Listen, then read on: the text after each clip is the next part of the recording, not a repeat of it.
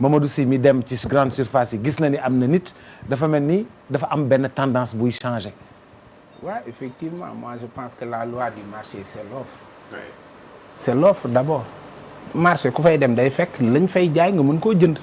Kilo yàpp 4000 francs. En fait.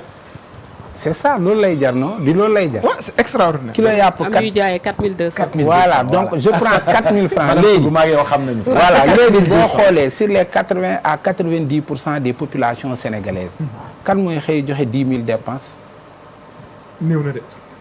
donc boo bëggee jënd kilo yàpp rek kilo dara ñëwagut léegi donc ce qui veut dire que le vrai problème au Sénégal le problème de la viande man foog naa waxoon naa ko fi c'est un problème sérieux et nit ñi ngi ci kilo yàpp lu muy jar mais fan la nag di jóge ak nu ñuy defaree nag bu fekkee ne Sénégal yow loo xam ne du fusée nucléaire du avion bu ñuy defar du oto bu ñuy defar munoo am nag problème mu nag lañ am ñun actuellement c'est ça la vérité tey soo dégloo Sénégal nga déglu màggal Touba buy ñëw ndem si yàlla Cheikh Béthio ak waa këram da ngay dégg ñu ne la dem nañ Mali jëndi nag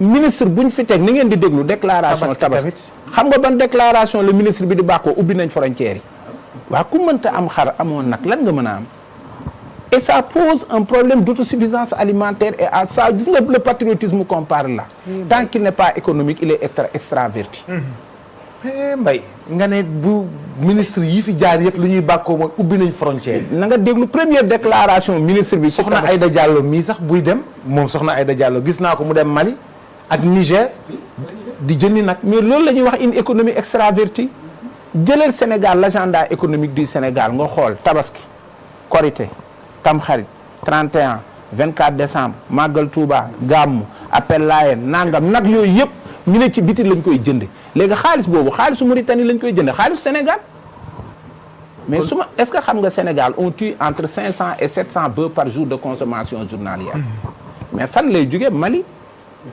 Mauritanie fan lay jaar ñu ngi jaar ci marché Daara bi boo demee Daara da ngay fekk ne tey jii nii soo ñëwee xombal gii rek mais fi ñuy jaay nag yi xar xam nga ñan ñoo fa fi ñuy jaay xar yi naar yee fa dëkk naar dañ fay làkk lu bari sax. mais moi hier j'ai rencontré des Maliens qui me proposent 100 000 têtes de mouton pour la tabaski 100 000 têtes de mouton fan lañ ko yaree Sénégal mënu koo yar donc le vrai problème aujourd'hui je pense que au Sénégal dañu am un problème d'économie waxuma et finance de ils sont très forts en finance mais ils sont faibles en économie parce que l'économie c'est le quotidien des Sénégalais c'est ce qu'on appelle le pouvoir réel des Sénégalais c'est l'économie yow mën nañ la nax ci lu ne mën nañ la wax réew mi dox na finance PIB bi wax la yëpp mais li ngay xëy am dépense bu di ko jënd lu yaas bi ngay def say doom fi ñuy jàng c'est ça l'économie réelle et en ça le consommateur la seule personne qui est chargée d'apprécier c'est le citoyen lambda c'est pas un ministre qui apprécie l'économie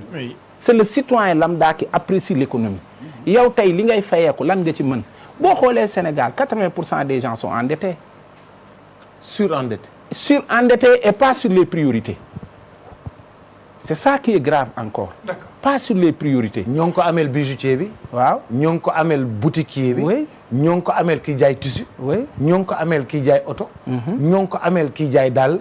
ñoo ngi ko ameel kiy jaay yére. salon det salon ak kiy jaay salon yi. chambre à coucher. Donc qu'est-ce que tu vois tu verras que y a ce qu'on appelle ñun li ñuy tuddee dette cachée. C'est ce qu'on appelle les dettes négligées. ñun ku ci ne da nga am bor boo xam ne xamoo ko. boo yóbboo sa doom mu jàngi du bor. ok courant du bor. ok internet du bor. ok sa bon boo ko jëlee du bor. génne ko ci sa salaire nga xool lu lay dese. te bor yi ñëwagul. yow yi nga jàpp ne mooy sa bor banque ñëwagul. donc il faudra qu'on essaie de réfléchir sur l'éducation financière des Sénégalais gis nga tant qu'on n'a pas une bonne parce que yii yëpp ñuy wax en marché soo demee nit ki dina jënd battante dina jënd nabe du ko lekk. On ne prend pas ce qui est nécessaire.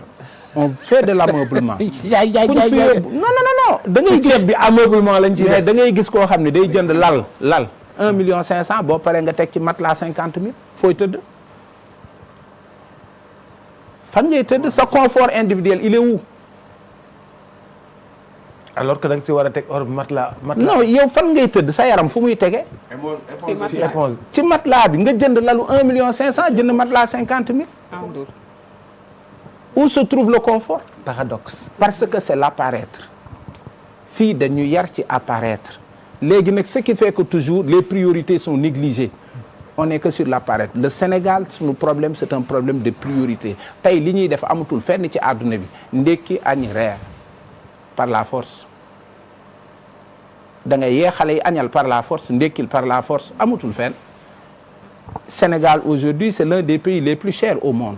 Oui. Il est comparé à la vie de New York, de Paris. Des fois plus cher que Paris. Oui. Non, Dakar, c'est Tassu café 2500. Ginaar bi muy jar fii moom lay jar Paris.